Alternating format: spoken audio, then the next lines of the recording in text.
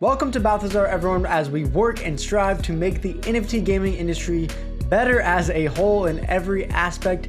And one of the things that we haven't talked about a lot yet is the difficulty of trying to bring Web 2 gamers into Web 3. Now, we have some products in the background that we're working on to help in this space and in this area.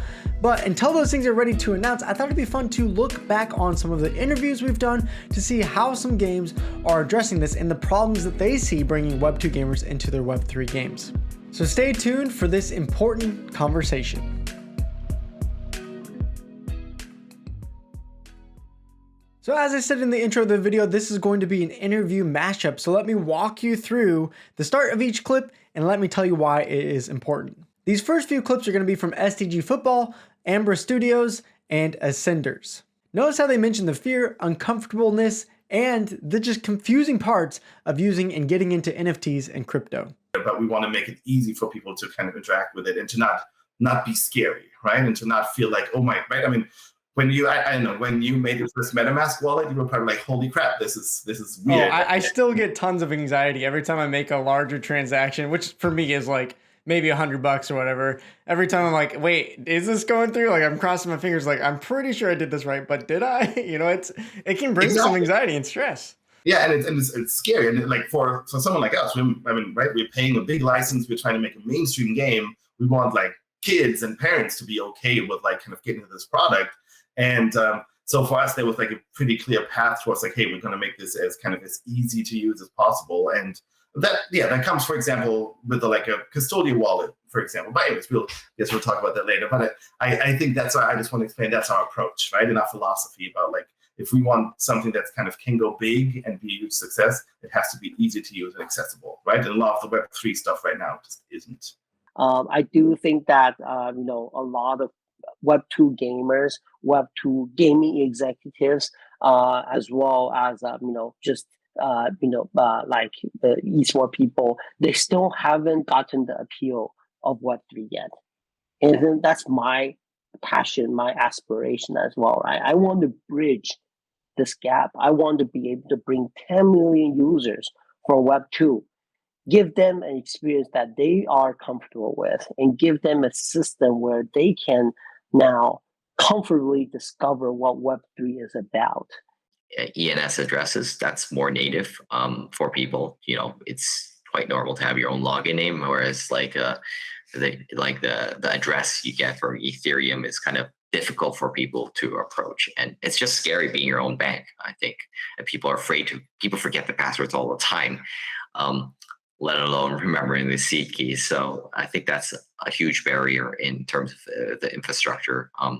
But yeah, I think we could overcome it and educate that through the gaming experience, right? I mean, what's underrated is that, we could explain what's a wallet, what's a seed key, what's a DEX, all through like story and gameplay through our game. So that's, I think, something interesting that we could play around with. Thank you to those three teams for your input. I thought it was very insightful talking about the difficulty of crypto because a lot of people don't talk about this enough. We've been into this space for a while, and if you've been someone that's been here for a year plus, you often just forget how hard it is doing something just as simple as setting up a wallet or being in control of your keys. And I think there's an aspect that even if we educate enough people on crypto, there's going to be always people like me who I don't want to hold my entire life savings in crypto because I am in control of my keys. There's no one to go to. What if I make a mistake and poof, it is all gone? At least in a bank or something like that, there's someone to go to if there's a fraud or a mistake. So the more barriers of fear and confusion that we can remove and just help Web2 gamers to have almost a similar experience that they do now in gaming will help onboard more players. Now this next clip is from Anamura talking about how do we actually make the blockchain aspect of the game something fun, and even if it's educational, how do we gamify it? And you heard Ascenders talk about that a little bit, but I thought this was a great clip to show how can we make this more exciting for gamers. We also really interestingly are integrating blockchain into the lore of the game itself. One of the things that's really lacking in Web3 games is the lack of lore. There's no storytelling. So much of this game will be about the story, about the narrative. Our mint sequence, so you'll be able to mint on next week, or that's September 13th, depending on when this podcast comes out. we'll be telling the story of being born, and that's what minting is, coming out from the void. So we're tying a lot of these really cool like blockchain things into the story. And we also think that people will understand blockchain a lot better through this as well. Well, there you go. Whether you are a developer or you're just a community member helping to shape an NFT game's future, keep in mind that with all these complicated blockchain systems, they can be helpful technology pieces and be really useful, but if we don't make them fun and entertaining, then we lose some of that aspect for the game itself. This next idea is coming from Greg at Dexy Hunter, who's presenting the idea of just get them into the game and worry about the NFTs later. So they've collected these crypto assets, and they're collecting non-blockchain assets, and they go, okay, well, I want this thing now that I collected it, and then we're going to walk them through creating a wallet, figuring out how to do all those things, and educate them about that process. That's the adoption part, right? That's the hey, here's a taste. Let them collect the thing. Let them be excited about collecting it. Go through the whole experience of collecting an NFT and the whole experience of collecting crypto. There's rockets taking off and you're doing all kinds of stuff, right? And it's really exciting. And then, okay, well now I have this thing I identified in my inventory in my app, but how do I get at it? Well, I'm going to have to create this wallet, and we walk them through the whole process. That's how we're facilitating adoption, right?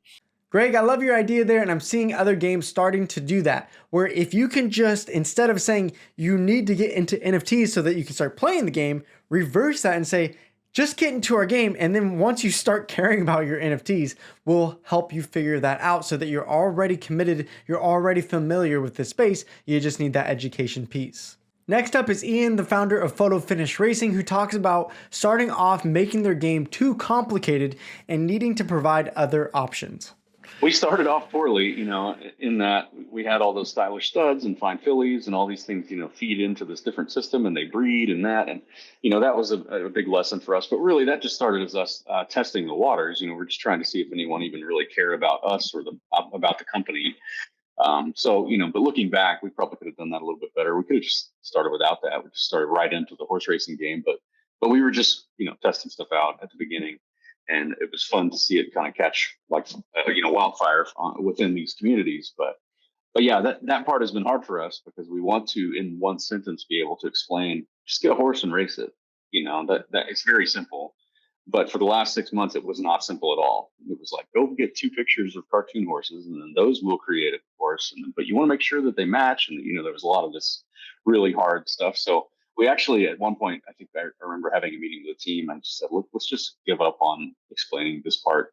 This is going to be purely, if people are in the know, they're in the know. And if they're in the Discord and they're listening to the Twitter spaces, then that's great. They're getting the alpha. But eventually, once it becomes a very simple racing ecosystem, then we'll be able to create a lot more content that's easy to understand.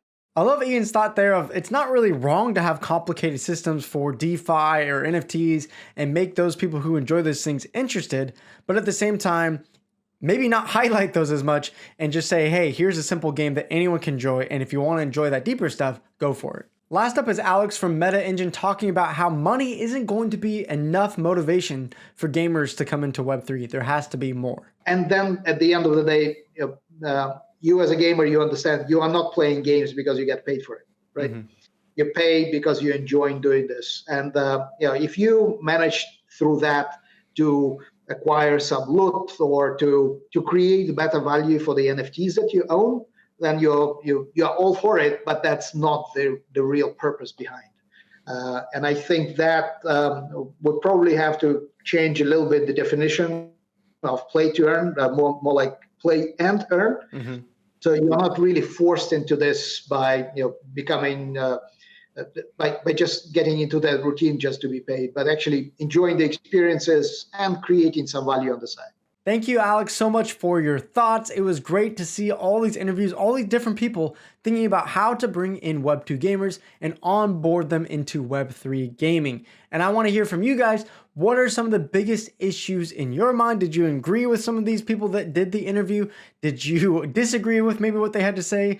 Do you think there's another problem that some people missed maybe or aren't thinking about deeply enough? I want to hear your thoughts because this discussion is so important. If we can't get this right, NFT gaming will never grow beyond what it is now. But of course, here at Balthazar, we're going to do the best that we can to help solve some of these problems. So stay tuned for more announcements coming from us. In the meantime, why don't you go ahead and jump over to one of these videos around me that interests you, and I'll see you over there. Thank you, salamat, gracias everyone for tuning in.